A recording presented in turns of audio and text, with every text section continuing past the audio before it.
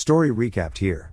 Today, I'm going to show you a 2016 American psychological horror thriller film titled Split. Spoilers ahead. Watch out and take care. An aloof girl named Casey sits blankly in a restaurant for her classmate's birthday. After the party, the birthday girl, Claire, tells her father that it was tormenting that she had to invite her out of mercy. Casey boringly calls her guardians on her phone to pick her up from the restaurant. Casey doesn't belong to any circle because she was detached and troublesome. She had no one else to go home with. Claire's father ignores his daughter's sentiment and waits if Casey can ride home along with her guardians. Unfortunately, her guardian's car broke down. She has decided to take the bus, but Claire's kind father insists on driving her home instead. Claire and Casey board the car along with Marcia, Claire's best friend. Casey sits next to the driver's seat while the two girls chit-chat their way to the backseat. Claire's father stops for the car's compartment and unloads packs of food and gifts when an unknown person approaches him. The compartment is closed with a loud thud, and a different man climbs into the driver's seat. The confused and suspecting Casey stares nervously at the man. It wasn't Claire's dad. Claire stalls the man by telling him that he got in the wrong car. Casey freezes when the man wears a face mask and sprays a substance to Claire and Marcia. The two girls have been knocked out of consciousness. Casey tries to obliviously break free, but the man knocks her out swiftly before she could. Casey redeems her consciousness in a room with a few rays of light. Claire is cowardly embracing Marcia. Before they could even engage in a sensible conversation, the sole door in the room opens. A man with an eyeglass and a sleek look enters and takes Marcia with him. After a brief while, he brings back the crying Marcia and angrily grunts while closing the door. Marcia briefs Claire and Casey that Dennis wanted her to dance for him, but she peed on herself. As Claire reassures the two others that they're all going to be okay, a traumatized Casey shakes as she storms off to a distant childhood memory. A bulky man named Uncle John was telling a hunting tale to a little Casey in a restaurant. She was with her father that day, and she thought nothing could go wrong. Meanwhile, in a psychotherapy clinic, the news of the three teenagers' abduction breaks out. An old psychotherapist named Karen draws to her computer and sees that a patient named Barry books an appointment to see her. In isolation, Claire is urging Marcia and Casey to fight back if their kidnapper attempts to lay hold on one of them again. Casey is thinking rationally and carefully and denies Claire's solution to the predicament. Claire thinks they are running out of time, so the three must make a painful move towards Dennis. Apparently, Claire assumes that Casey was troublesome and resistant again, given their situation.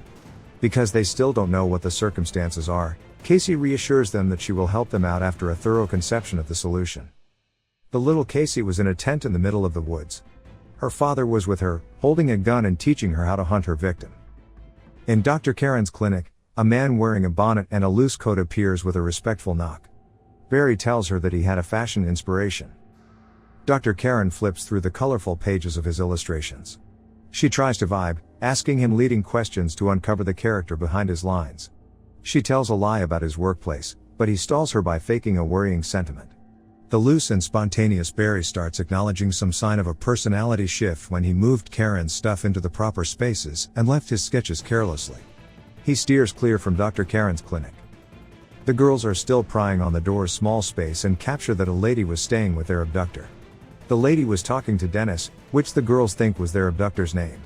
The lady draws closer to the door and opens it. It was their abductor, wearing a tight red turtleneck, a long skirt and heels. The flabbergasted teenagers step back slowly, all of them confused as to why he was in a lady's disguise. The lady reassures them that there was nothing to worry about because Dennis listens very well to her. She claims that Dennis is neither going to malign nor assault them and shuts the door close. Dr. Karen meets with a colleague doctor in town and discusses the pieces of evidence of dissociative identity disorder.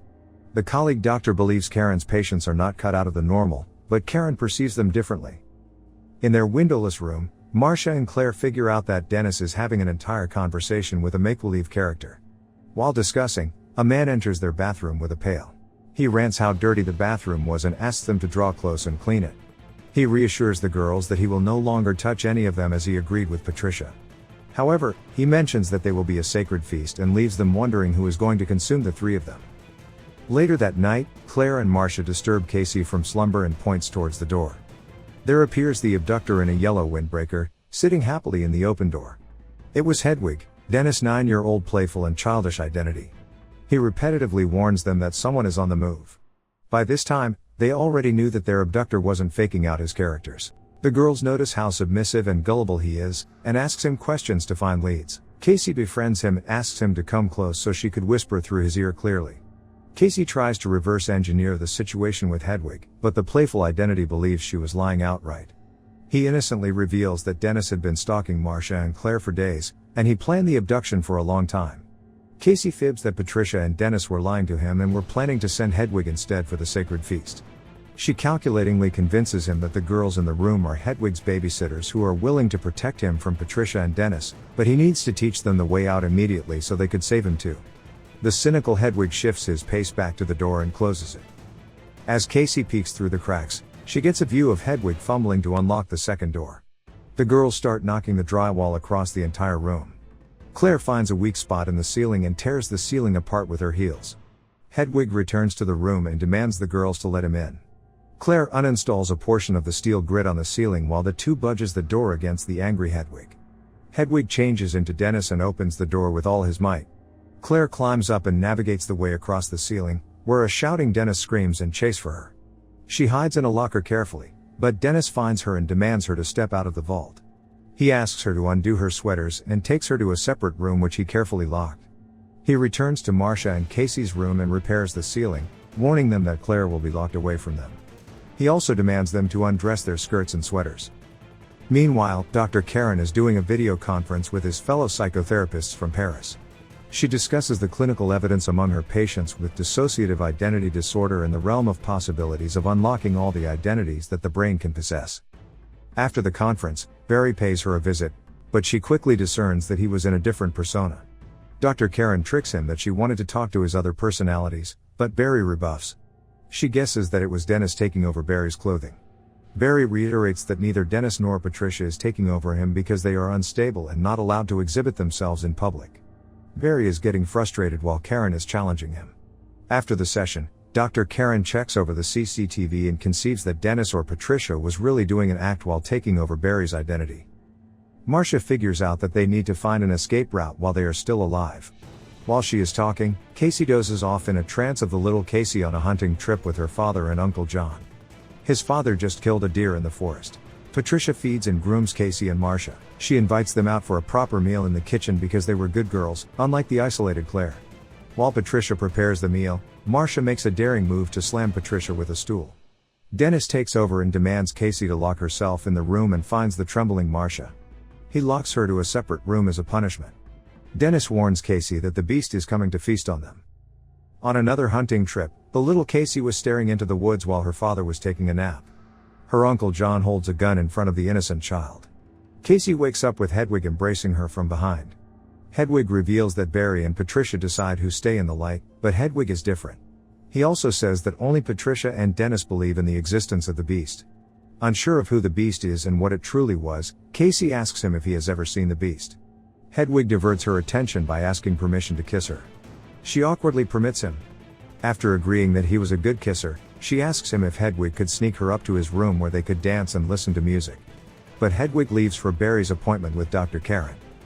During the session, Dr. Karen talks to Dennis instead of Barry, insinuating that his beliefs are absurd, just like what Barry reported in the previous sessions. She compliments Dennis to make him trust her. She discloses that if Dennis does not open up, all the other identities will eventually take over the light all at once. Dennis opens up that he and Patricia were ridiculed by all the 22 different identities. The reason why he was changing acts deliberately is to protect the weak Kevin. She challenges him to tell the beast's story, which she believes to be just Dennis and Patricia's fantasy. After the session, Hedwig takes Casey to his room, where she hesitantly enters. Hedwig insanely dances to the loud, booming noise from the stereo. After dancing, he points towards his sketched window and accuses Casey of leaving through it. Hedwig hands Casey a walkie-talkie from Dennis. Casey dials in and reports the situation to the man answering the recipient walkie-talkie, but Hedwig takes back the walkie-talkie. He escorts Casey to her room. Dennis appears in his usual formal wear and eyeglasses. He explains that the beast is going to be pleased once the night is over. Uncle John was hiding behind a big rock and calls the little Casey, who was walking in the forest without his father. He was on his birth suit and asks Casey to undress, teaching her that they were playing animal roles who had no clothes on. When he was done, Casey waited just above his hideout, holding a rifle. Casey loaded it and aimed it at Uncle John, who quickly pulled it from her for safety. In the middle of the evening, Dr. Karen visits Dennis in his house. Dennis takes her to Barry's room and starts spilling out the familiar tale of Kevin's traumatizing childhood. Dennis came to Kevin's salvage to please his mother with organization and accuracy.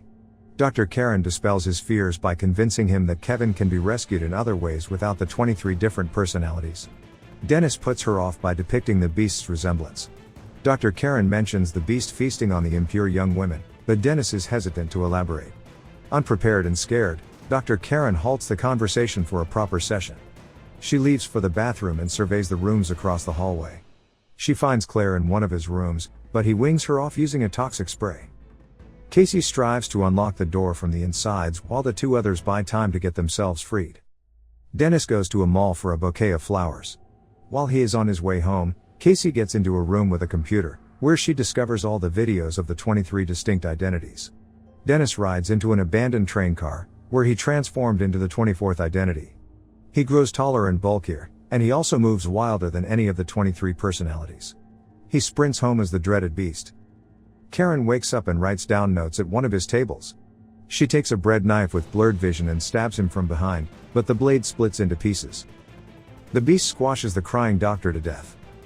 After watching the videos, Casey figures out the location of the keys and hovers silently around the hallways to search for Marcia and Claire. Marcia has already been wrenched with blood in one of the rooms. Claire was alive in one of the rooms, but the beast drags her and consumes her organs. Casey finds a note from Karen but gets stalled in horror when the beast starts crawling the wall.